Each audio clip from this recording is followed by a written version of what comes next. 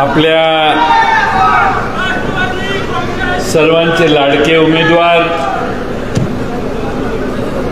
Doctor Amol कोल्हेजी, आमदार सचिन अहिरजी, तुषार कामटेजी, सुनील गव्हाणेजी,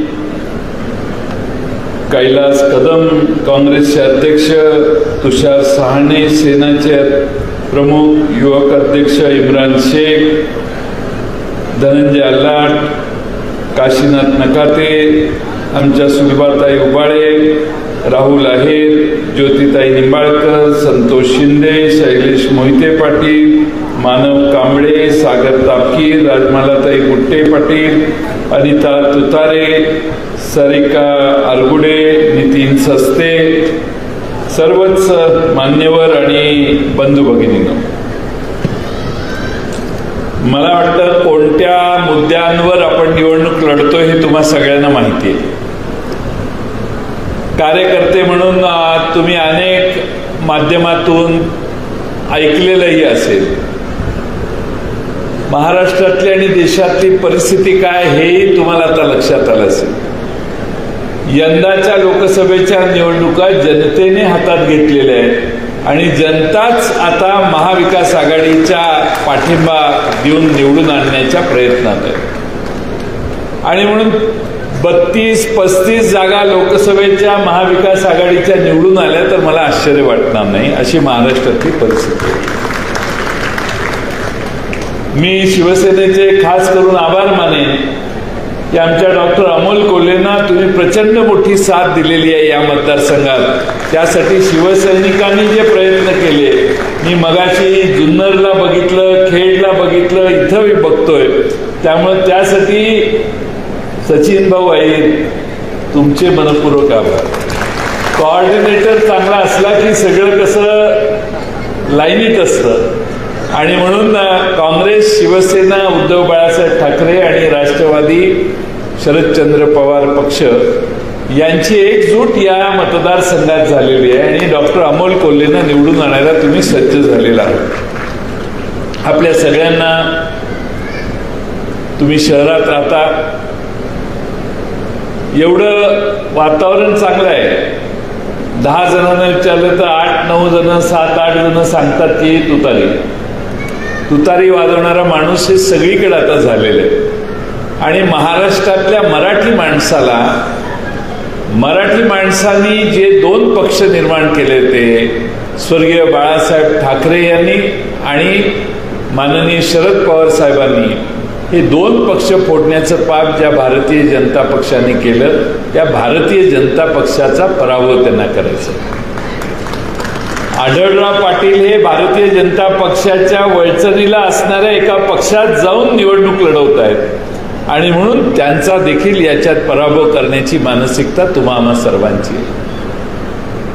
आपण मतदारांच्या घरापर्यंत जायला पाहिजे. पण वातावरण चांगलं आहे, पण मतदार घरातनं बाहेर येऊन आपल्या मतदान केंद्रापर्यंत जाईपर्यंत सकाळी रिक्षात तो बसला तर महिलांना, ज्यांचा राजकारणाशी संबंध नाही, त्यांना त्या बोलणार आम्हाला पवार साहेबांच्यासाठी जाऊन मतदान करायचंय, अमोल कोल्हेंसाठी जाऊन मतदान करायचंय. अमोल कोल्हेंची मागं घड्याळ चिन्ह होतं, त्यामुळे गैरसमज पसरवणाऱ्यांची मध्ये शक्यता जास्त आहे.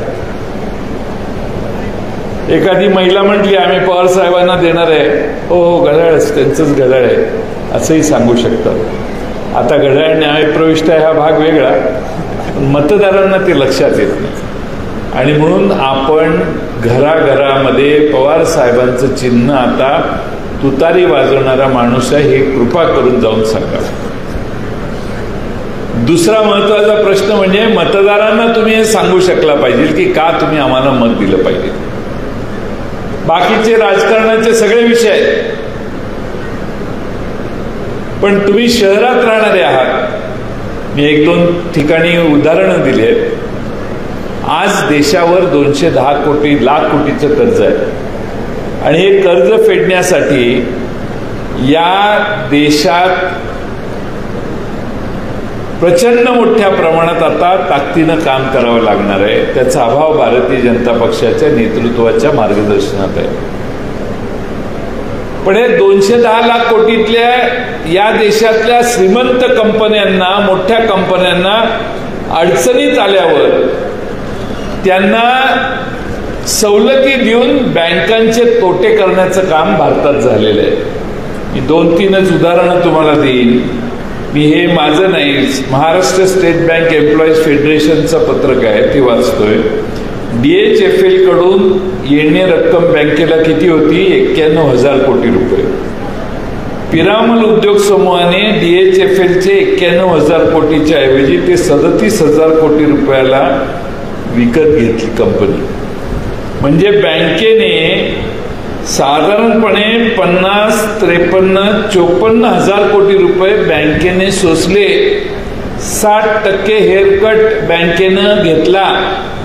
म्हणजे बँकेला तेवढे पैसे येणार होते 91,000, त्याच्याऐवजी 37,000 कोटी बँकेने घेतले. व्हिडिओकॉनच्या 13 कंपन्यांच्याकडून 71,000 कोटी येणार होते. वेदांत उद्योग समूहाला ती कंपनी फक्त 2,962 कोटीला विकली.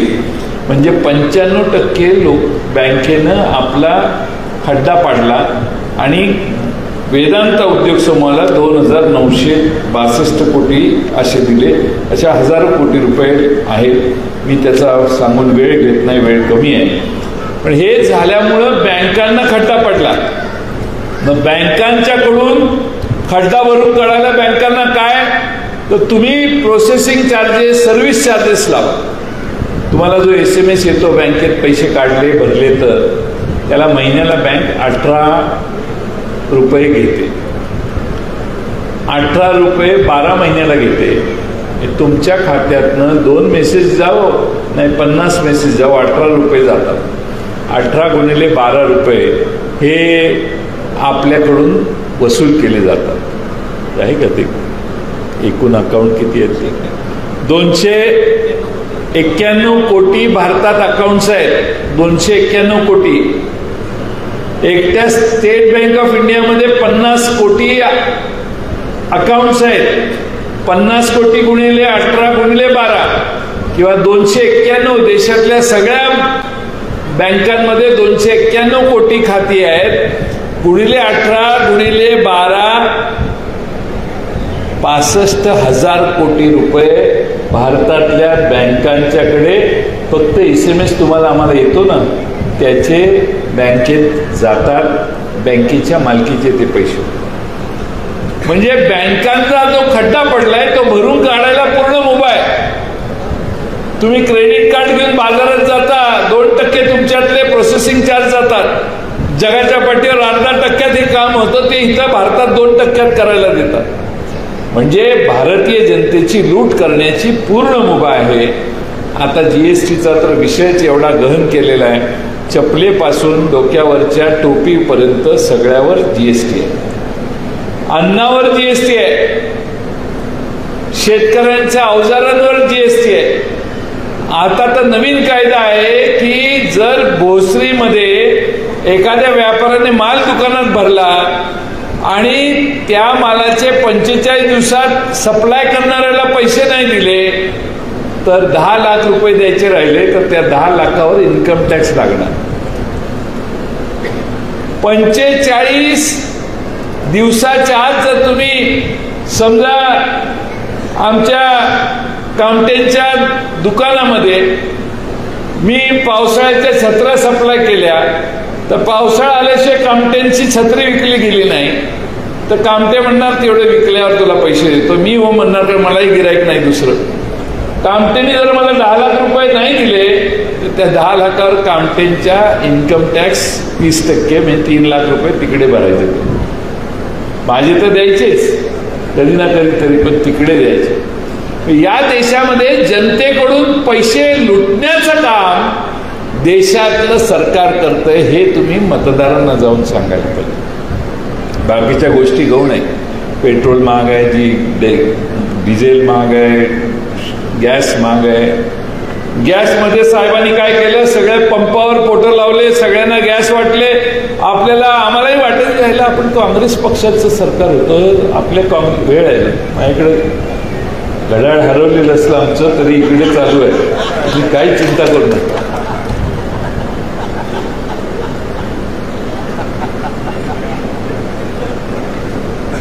काय सांगत होतो, सांगत काय होतं, आम्हाला वाटायचं की काँग्रेसचं मनमोहन सिंगाच्या सरकारनं हे का नाही वाटली गॅस. यांनी सगळ्या देशात गॅस वाटले. त्यावेळी गॅसच्या किमती 350, 400, 450 रुपये होत्या. आणि त्यानंतर ज्यावेळी सगळ्यांच्या घरात गॅस सुलभाताई गेले त्यावेळी साहेबांनी गॅसच्या किमती 1200 रुपयापर्यंत नेऊन ठेवल्या. 1200 रुपयापर्यंत गॅसच्या किमती मागल्या. जरा लोक अंगावर आली म्हणून 200 रुपयाची काहीतरी आता मध्ये सवलत दिली. व्यापारी प्रवृत्तीचा माणूस ज्यावेळी देशाचा प्रमुख होतो त्यावेळी असले लोकांना फसवण्याचे उद्योग. बाटाची चप्पल, पूर्वी बाटाच्या दुकानात 99 रुपयाला चप्पल असायची. आम्हाला लहानपणी शाळेत आम्ही दुकानात आमच्या आईबरोबर गेल्यावर बाटाची किंमत 99 होती. आमची आई म्हणायची नाही नाही ठीक आहे स्वस्त आहे, का तर ती 99 रुपयाची. दुसरी चप्पल 120 रुपयाची आहे तर ती 99 रुपयाची घ्यायला हवायची. का? लगेच वाटतं स्वस्त आहे. तसं डिझेल आता 100च्या वर जाईना झालं. लय हुरळून जाऊ नका, 98 रुपये वगैरे बाटासारखंच आहे. इलेक्शन झाली की डिझेल 110 ला, पेट्रोल 170, 120 ला आणि जीएसटी 18% 21% नेण्याचं काम या देशात हे भारतीय जनता पक्षवाले करतील. कारण ह्यांनी कर्जच एवढं मोठं वाढवून ठेवलेलं आहे. आणि म्हणून गरिबांना जीएसटी मधून मुक्ती कशी देता येईल. आम्ही उद्या सकाळी राष्ट्रवादीचा देखील जाहीरनामा प्रकाशित करतोय पवार साहेबांच्या उपस्थितीत. तुम्ही आमचा जाहीरनामा बघा. गॅसच्या किमती 50-500 रुपयावर कशा येतील. पेट्रोल आणि डिझेल हे सगळं वाढत चाललंय, ते कसं कमी येईल. महागाईतून देशातल्या सामान्य जनतेला आणि महाराष्ट्रातल्या जनतेला वाचवता कसं येईल. या जीएसटीच्या विळख्यातनं भारतातल्या आणि महाराष्ट्रातल्या जनतेला सोडवता कसं येईल. हे सगळा विचार आम्ही त्यात केलेला आहे, जो उद्या आपल्या सगळ्यांना कळेल. माझी आपणाला कळकळीची विनंती आहे, आपण डॉक्टर अमोल कोल्हेंसारखा एक उमदा नेता मागच्या वेळी संसदेत पाठवला. या उमद्या नेत्याने 5 वर्षात काय कामगिरी केली आहे तुम्हाला त्यांची भाषणं ऐकून कळलं असेल. राम जन्मभूमीला रामाचं मंदिर झाल्यानंतर यांनी लोकसभेत केलेल्या भाषणात प्रत्येक पायरीवर मोदींच्या भारतीय जनता पक्षाच्या चुकांचा त्यांना कसा साक्षात्कार झाला याच्यावर त्यांचं एक भाषण आहे. ऐकलं का तुम्ही कधी. त्यामुळं कमी वेळ मिळायचा त्यांना तरी देखील उत्तम भाषण करायचे. पण अमोल कोल्हे साहेब तुम्हाला 4 खासदार आपले होते त्यावेळी कमी वेळ मिळायचा, पण आता 4चे 8 होतील आणि तुम्हाला जास्त वेळ भाषण करता येईल. पण यंदा विरोधी पक्षात बसायची पाळी येणार नाही, सत्तेच्या बाजूने उभा राहायची संधी तुम्हाला मिळते. देशातलं वातावरणच बदललेलं आहे. संपूर्ण देश यांच्या विरोधात गेलेला आहे आणि या भारत देशामधल्या कानाकोपऱ्यात माणसं भारतीय जनता पक्षाच्या उमेदवाराला अडवतात आणि म्हणतात काय केले तुम्ही. आम्हाला आमच्या आयुष्यात खड्डा पाडण्याचं काम तुम्ही केलं, तुम्ही का केलं याला उत्तर देता येत नाही. महाराष्ट्रात देखील अनेक ठिकाणी भारतीय जनता पक्षाचे उमेदवार असं करतात.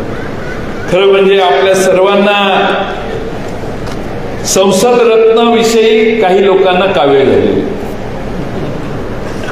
ते पूर्वी अध्यक्ष राष्ट्रपती होते आपले अब्दुल कलाम साहेब, ते मद्रासचे. तिथल्या एका चांगल्या कंपनीला सांगितलं तुम्ही याचे संसद रत्न पुरस्कार निवडा, पण निवडताना निवडणारी कमिटी कोणाची, तर संसदीय कार्यमंत्री त्याच कमिटीचा अध्यक्ष होतो आणि संसदेतलीच लोक हे निर्णय करतात. या कंपनीचा मागे बॅनर असतो. अमोल कोल्हेंना 5 वर्षात 3 वेळा संसद रत्न मिळाला. आमच्या सुप्रियाताईंना 10 वर्षात महासंसद रत्न मिळाला. ज्यांनी कधी तोंडच उघडलं नाही त्यांना संसद रत्न मिळण्याचा प्रश्नच नाही. आणि म्हणून या रत्नाला तुम्ही सांभाळा, पाठिंबा द्या. काही लोक येऊन तुम्हाला सांगतील की आता ही परत मी काही निवडणुकीला उभा राहत नाही, शेवटची संधी. त्यांची शेवटची संधी मागच्या वेळी झालेली आहे. आता आमचा हा नवा चेहरा आहे. एक संधी दिली, एवढी चांगली कामगिरी केली, अजून एक संधी द्या. तुम्हाला या मतदारसंघात ज्या योजना त्यांनी आणल्या त्या पूर्ण करून दाखवतील आणि इथले रस्ते, इथल्या नागरी सुविधा, नागरी व्यवस्था या संसदेत चांगलं काम करून ते या ठिकाणी आपल्याला मिळवून देतील. एवढंच मी आपल्याला सांगतो. परिस्थिती बिघडलेली आहे. ज्यांना पाडण्यासाठी सतत प्रयत्न केले त्यांनाच उमेदवारी देऊन त्यांचाच प्रचार करण्याची ज्यांच्यावर पाळी आलेली आहे त्यांच्याबद्दल मला देखील मनापासून वाईट वाटतं. काय पाळी आली, एवढी वाईट एखाद्याची अवस्था होऊ नये. आणि म्हणून तुम्हा सर्वांना माझी विनंती आहे, 10 वाजले माहिती आहे, तुम्ही अस्वस्थ होऊ नका. 10 1 मिनिट असतो. त्यामुळं माझी आपणाला विनंती आहे की अमोल कोल्हे हे 2.5 ते 3 लाख मताने विजयी झाले पाहिजे. आणि यासाठी तुम्ही सगळ्यांनी जीवाचं रान करा आणि घराघरापर्यंत जावा एवढीच विनंती करतो. तुतारी वाजवणारा माणूस घराघरात पोचा एवढीच मी विनंती करतो. आणि पुन्हा एकदा सचिन भाऊ अहिरांचे आभार म्हणून माझे 2 शब्द पूर्ण